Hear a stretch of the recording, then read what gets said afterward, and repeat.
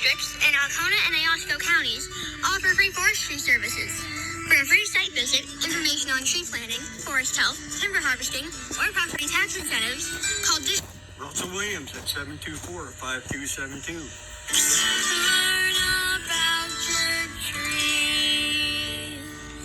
trees. All right, you guys, I got a special treat for you tonight. Tonight we're interviewing a project forester for ReLeaf Michigan. Now, what the heck is ReLeaf Michigan? These are actually it's the only nonprofit tree planting group in the state of Michigan. For one thing, they got over 30,000 trees in the ground, plus like in 500 different locations, working on urban and rural canopies all around the countryside. And I got to welcome tonight Lindsay. Lindsay, introduce yourself to all the folks at home, and we'll get some microphone levels on you. Go ahead. Sounds great. Hello, everybody. Thank you for having me on your guys' show and listening in. My name is Lindsay. I am a project forester with ReLeaf Michigan, and I graduated with my forestry degree from MSU back in the summer of 2020. Holy cow! So, what you been doing down there at ReLeaf, Lindsay? With ReLeaf, I have been starting with some of their spring tree plantings. I volunteered on those just as some assistance, and then there was more space for me to come in more, so I've been working with the big tree hunt, and that has been a big endeavor. It's been awesome to learn about the contest and to talk to all the people about their trees. Well, you know, the deadline for entries is coming up. That's kind of why we're on tonight, eh? Exactly. Yeah. The deadline is August 19th, and that is a week away, and entries around you guys isn't so great. I will say Alcona County has the most around just the surrounding counties around you, so great job there. But we're really trying to get more entries all around the state, and especially around you guys. In Oscoda County, we actually don't have any entries yet. Holy cow, I know I could think you to a couple big trees around there. So how do you, if I found a big tree, what's the deal? How do you get in on the action? So, like you said, the first step is finding the big tree. Then you're going to need to record the species, and you're going to need to record the circumference. The circumference, you're going to want to take the measurement at 4.5 feet from the ground. So, as foresters, we call that breast height. And so you measure up 4.5 feet, then you take your measuring tape and you take it all around the tree, keeping it at 4.5 feet around, and that's your measurement of circumference. Okay. When you have some of these huge trees and you can't get your measuring tape around it, you can use a string and then lay the string on the ground and measure that. Well, there you go. That's a good idea. Yeah. So, is there any other measurement besides how big around it is?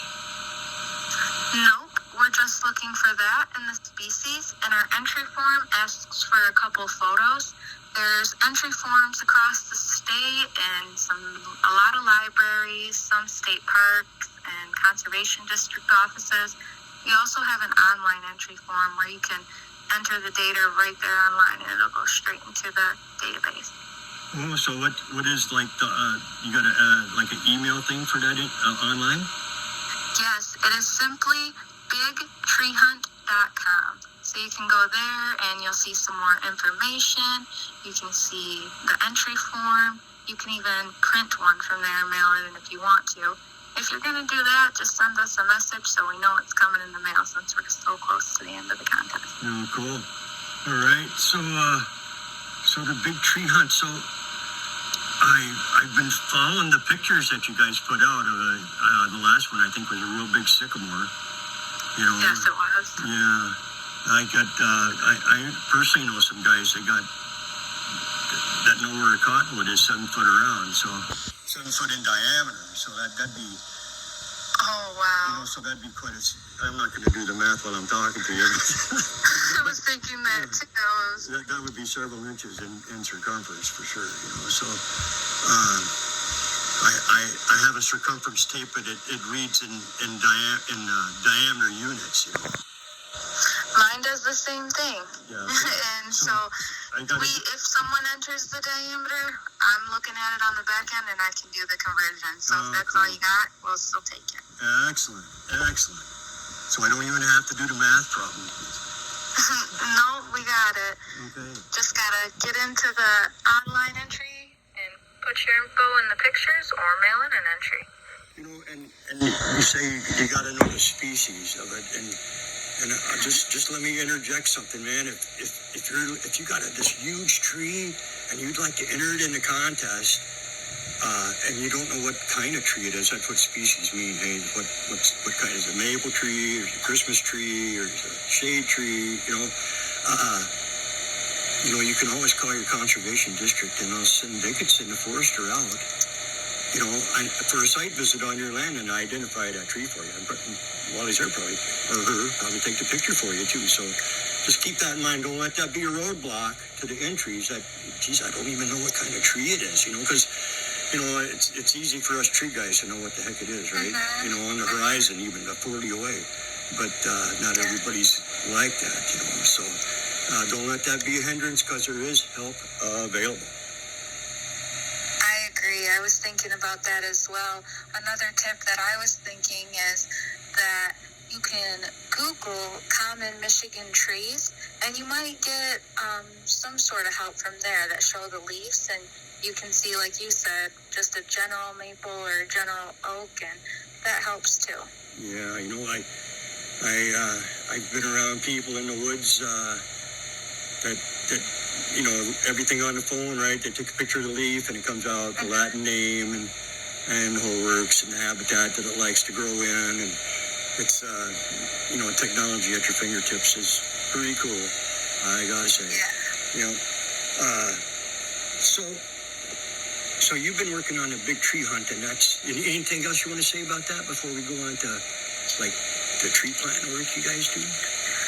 Well, yeah, I'll let you guys know a little bit about this big tree hunt, about how we started it to help get folks outside and looking up at the trees. All right. It's a grassroots contest. So what that means, I recently learned, grassroots means that it is a massive effort taken on by a bunch of people and locations all across the state. So we're having this competition across the Upper Peninsula and the Lower Peninsula. And people all across, one at a time, are taking their trees and entering them.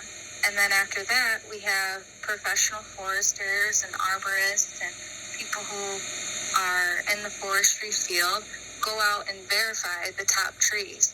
So it's just one individual person building on top of each other to build this into what it is. We have over 500 entries in this contest, which is pretty amazing. And we have entries from 76 out of the 83 counties. Holy cow. That's amazing, though, really, that kind of participation. So. Yeah, it is, especially, like I said, one at a time. And we get to do even more things with it. So the trees that are entered are for our contest, which we pick winners and celebrate them with a ceremony in October.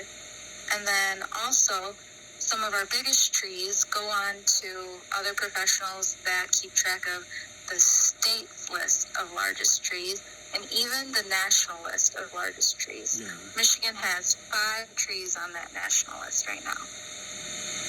Wow. I happen to be a big tree verifier for the Michigan Botanical Club. Is that... That's exactly what I'm talking about. So you were asking about our measurements and if we only take in circumference, which we do, but then if it is a potential champion for that list that you said you were a verifier for, then one of you guys will be sent out to take more measurements, such as height. And spread. Okay. That's, I have to take 3 measurements. I take the circumference and the height and the spread. You can take several ways you can average the spread, so. It's quite intriguing. I get to go places nobody sees. I really enjoy it, and being a big tree verifier, it's so cool. If any foresters out there listening in, you want to get involved, it's a lot of fun. Yeah, you can find more information about how to contact us on bigtreehunt.com, or you can even email me. It's L Forentos, that's kind of hard to spell right here, but it's FORINTOS @ReLeafMichigan.com. You can find our phone number at bigtreehunt.com, and you can call in and we can get you as a verifier. Holy wow, so much fun. Hey, so I know ReLeaf from planting trees with you guys. You know, you guys, Yeah. ReLeaf was right here in Alcona County a few years back, and planting trees in the Glenny Cemetery and the Curtisville Township Cemetery as well. I'm not talking two old jack pine. Okay, I'm talking like 8 and 10 footers. You know, in 40-gallon containers that come on a semi. You know, on a flatbed truck. Those kind of trees, that instant tree there when you're done, hey? Yep, we do that so that there's less chance of them dying after we leave, and also it kind of makes the cities or wherever we're planting environmental benefits kick in a little quicker. Oh, it sure does. You know, above the brows, above the competition, you know, instantly sitting in, and the young lady that was planting with us from ReLeaf, well, she was just a stick of dynamite and really knew her stuff about planting trees. You know what? The way you guys did business, I got to tell the audience here, this ain't guys that are just having meetings and drinking coffee. These are guys that get stuff done on the ground, eh? They're like work done on the ground, trees in the ground. You know, like the mission I seen on the website was restoring and maintaining urban and rural tree canopies. Okay, so what a heck of a job. And you guys been doing this for quite a while, hey? Yep, over 34 years at this point, and like you said, over 500 spots all across the state, including the UP. Man, it's so businesslike, you know, that everything's ordered. It's at the site. The holes are all dug the day before. And volunteers come and help and put them in, and the community is buying in, right, with the volunteer, and then you know, it's not something that's here and gone. It's there, going to be there quite a while, right? You know, you guys are setting the stage for the future. Yeah, it really grows as a partnership with the city or the DPW, because they're the ones digging the holes. We ask them to bring in volunteers, and so it's like everyone has a little bit into it, and they want those trees to survive too. We don't just come and put them there and walk away. We actually come and do a site visit and check up on them too. Yeah, you know, there were guys in the community that stepped up and volunteered to do the maintenance. You know, they even sprayed them for gypsy moth that year. That gypsy moth had come so bad. Wow. Yeah, so I'm talking guys with four-wheelers and water tanks mounted in wagons behind them and going tree to tree and making sure the babies are getting the water. You know, being so big like that, it's probably even more important that they're getting the water and getting cared for, because you got, you know, so much of a big plant to support. You know. But there was all kinds of trees went in, you know, there was elm trees and maple trees and hemlock trees, and I think a chestnut tree went in. Yeah, each planting has a project forester who visits the site, checks it out, and individually picks the trees for that site. One of our mottos is the right tree at the right time in the right place for the right reason. Oh, that's a good motto. Yes, I agree. I think I might have mixed up the order of it, but you guys really get the point that we're picking trees that are going to do well right where we're putting them, and trees that also are going to have more benefits. So if it's like a park or we did some in a campground, we're thinking about that too. Or if it's going to be under a power line, we'll pick something that won't grow into the power line. Okay. Well, that's a good point. Yep. I know at the cemeteries, the where was the big thing, right? You didn't want to plant it on anybody, so to speak. And we had the curator of the cemetery with his map out, and then directing us where to go. So everybody got involved from top to bottom. No pun intended. Where's going to be your next project at? So the very next thing that is going to be going on is we are going to be volunteering at Royal Oak Arts, Beats, and Eats. It's a big festival that's down closer to the city, and it's art, food, and music. So we're going to have a booth there, and we're going to be selling drinks just as a vendor. And then it's like a donation thing. So we come and volunteer, and we get donations to keep planting trees and keep the educational outreach. We're also having a native plant sale very soon in Ann Arbor. And then after that, a specific event that we are hosting is Tree-tacular. It's also going to be down towards the city in Troy. It's going to be at a log mill of sorts. They don't go out and find wood, and they don't go out and purchase specific wood. It's urban wood that has been knocked down or cut down for power lines and brought there, and then they mill it and they sell it to people who might want to make furniture or whatever. Well, that sounds like a heck of a deal, hey? So there's the event's going to be down there. We're going to get to tour the facility and have a great time. That's what a good way to put that power line with the good use there too. Get that guy on the front page a little bit too, having an event at his place of business, eh? Yes, it's called Live Edge Detroit. Oh, love that Live name. Edge. Yep. Yeah. That's for you guys that don't know the lumber business. That's when you don't cut the board one side of the board square. It just got the contour outside of the tree on it, right? Yeah. So you can imagine it as like a beautiful, natural-looking fireplace mantle, or maybe a bar top. That's a lot of the stuff they have. They have way more products than that, such as like bowls that they make, but that's just kind of giving the listeners a little view of what that live edge wood looks like. Wow. Hey, so back to the Big Tree contest. What's the biggest trees you guys got so far? Are you keeping track? You got a tally? Oh, yes, but I can tell you from last year. This year we're going to keep it mum until the winners are announced. So last year we pick a winner from the whole entire state that's 16 and older and 15 and younger.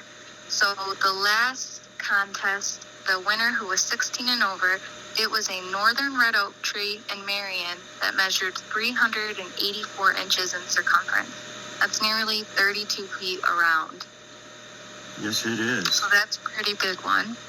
And then for the 15 and younger age group, we had a cottonwood tree in Saline measuring 312 inches in circumference. Ooh, what is that in diameter? That I do not have right here, but I have my laptop and I can do it. Divided by 3.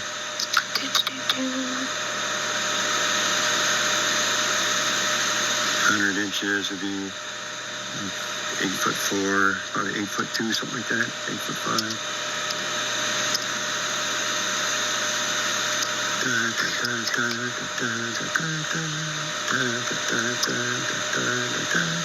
Hey, I think it's almost 6 feet in diameter. 6 feet. Well, we got one here that would beat it. So from last, so I should mobilize some troops here. That's what I'm thinking. Yeah, Maybe you got at least a week, and you're going to need a camera phone, something to write down the species, or even type it into your phone, and something to measure on the tree. If you don't have a measuring tape that big, just grab your string, like I said, use that, and then lay it out and measure that. Well, what a great idea to keep track of these, legacy giants that are out there, because there's more around than probably what a guy figures, hey? Definitely. I might have mentioned this, but there's over 500 entries this year, and that's just in the last few years. Every year, they're just stacking on top of each other. The contest runs about 2 years. This year, due to COVID, we extended the deadline to this August 19th of 2022. Well, cool. I'm so glad you did, so that way we could be on the radio, because we were like down for several months, moving locations and finding a home of our own. And so you're my first interview in the new studio, by the way. So wow. You know, you win a no expense paid vacation to Harrisville for the weekend. So thank you. Okay, we'll give you a tour. Yes, there's a meteor shower this weekend, so be a great time to be there. Yeah, just out over the lake. There's nothing prettier. Just if you're into that kind of stuff, just north of us is Negwagon State Park, which is a national dark sky viewing area as well. Just thought I'd give that a plug there, you know. Yeah. I just wrote it down. So We've checked out the Port Austin State Park and their dark sky park. That's a pretty great place, and it's not too far from where I'm located in Genesee County. We actually did a tree planting over in Port Austin this last spring, and these trees were planted to replace trees that were taken down by a tornado. Oh, wow. Yeah. So really is exactly what you said from the beginning, restoring urban and rural canopies. Man, I can't thank you enough for all the good work you guys are doing. But I want to say one more thing about the big trees. Which county did you say that you don't have any entries for that are here? We have 0 entries from Oscoda County, Okay. right around you. That's due west of us.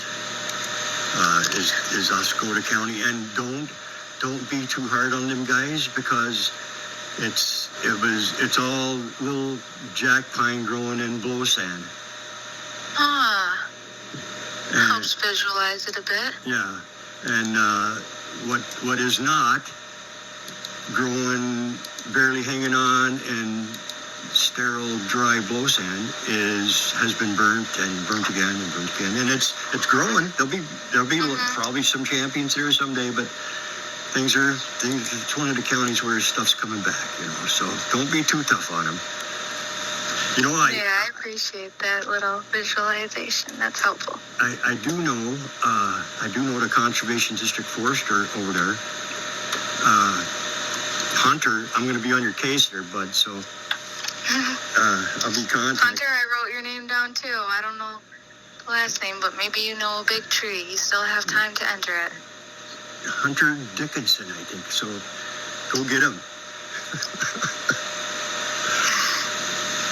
It's pretty fun. You know, we're also the big tree hunt. It's been another great opportunity that we were approached from MSU to do a project with them. They have a professor over there, Dr. David McFarland, who I had when I was there, and he, I think it was during the pandemic time, started talking a lot more about big trees and hosted some sort of something and wanted to grow it into something bigger to do with big trees. And he was directed by Ted Rushlow about our competition that we have.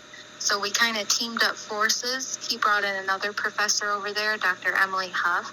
And so they're taking a look at a subset of some of the big trees that have been entered. They're going and visiting these trees across the state. They're taking this scan with some high-tech machine, and it scans the tree. It's like a 3D image. They're measuring the trees, and then they're even doing a recorded interview with the homeowners. And so we've gotten to do that. And where I was going with this mostly is to talk about just the tree owners that I've gotten to speak to and hear them all talk about their tree and how much it truly means to them. Some of these trees have been on their family farm for 3 generations, and they're really special. And entering into this contest really gives them just more to the tree. It helps them respect their tree more. I've heard some really amazing and touching stories about it.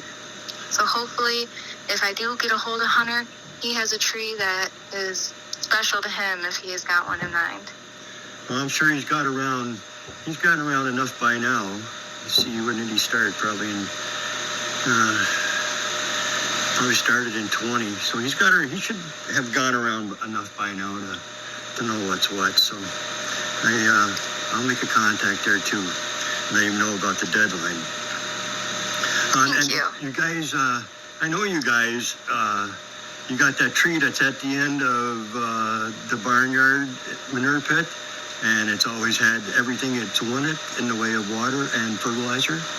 And some of them get super gosh darn big, so go maybe check one of them out. I know you know whose are that I'm talking to, so check it out, man, and enter your tree. It's you could have the champion tree in the state, eh? Yeah, it would be awesome. And I mentioned it just slightly, but we do host a award ceremony for all the winners, and really anyone who entered is invited, including you guys over there. And they get a certificate and a prize and get even a little more recognition. Well, that's just cool as heck, especially for the kids, eh? Yeah, exactly. Yeah. So, where are you out of, Lindsay? So I am right in Genesee County in Davison. Okay. That don't tell me much, because I don't get below the Rifle River very much. So I am about halfway between Port Huron and Flint on gotcha. 69, if that helps. Well, that helps a lot. Actually, I probably drove by it. Yep, I-69 goes all the way to Lansing, so I used to say it was halfway in between there. That's where I lived for while I was in school. So, how do you like working for ReLeaf? It's been great. I've learned a lot of things, and I do a little bit on my own with my partner, hanging Christmas lights and holiday event lights. And one of the things that attracted me to ReLeaf Michigan when I first learned about them was kind of like you had mentioned, everything is organized, it makes sense. So I've been able to learn a lot from them that I can use in lighting up the world with my Christmas lights. Oh, cool. You know, they got it. They got the procedure down, and so business-like, getting down to business, getting work done on the ground and making sure it stays there. That's what always impressed me about them guys too, Lindsay. Tracking the impact too. Yes, and talk about long-term impact, right? Plant a tree that's going to be there for 120 years, and see how that goes. You know. Yeah. Well, anything else you want to say about the big tree hunt or ReLeaf?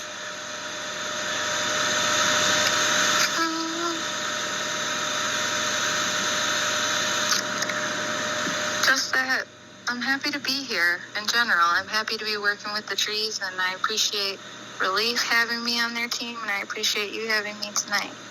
Well, thanks for joining us on the Annie and the Tree Guy show, hey? And yeah. If you're ever driving up 23, stop and check us out. We're in downtown Harrisville, right on Main Street. Okay. So Put that on my note sheet. So tell me how to say your last name one more time. So, Lindsay Lights Ferrentos. Ferrentos, okay. We've been talking tonight on Tree Talk with Lindsay Ferrentos, project forester for ReLeaf Michigan, talking about the big tree hunt. Oh, sorry, I bumped the phone. Hey, I think that's going to about wrap up Tree Talk for tonight, Lindsay. Tell me one more time your contact info for the Michigan Big Tree Hunt and your website. You can go. Go ahead. You can go to bigtreehunt.com. That will take you to our website.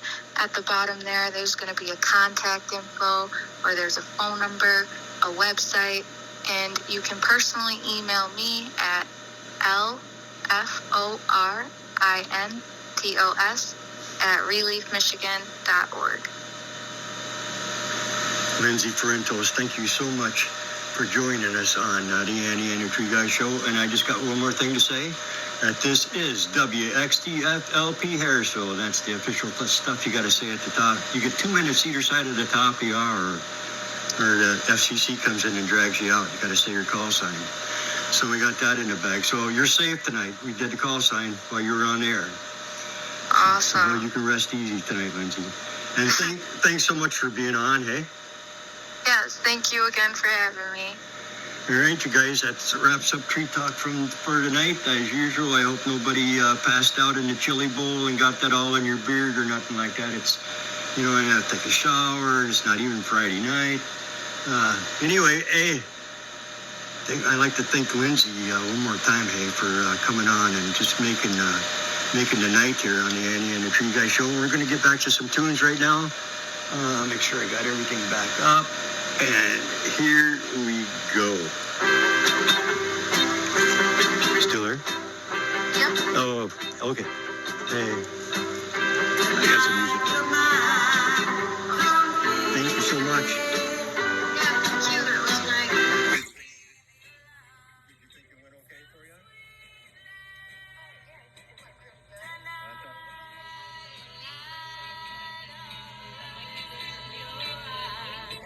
I thought you did outstanding. That's what I think. A lot of people when the red light comes on, they just go to heck and they just back and sound so natural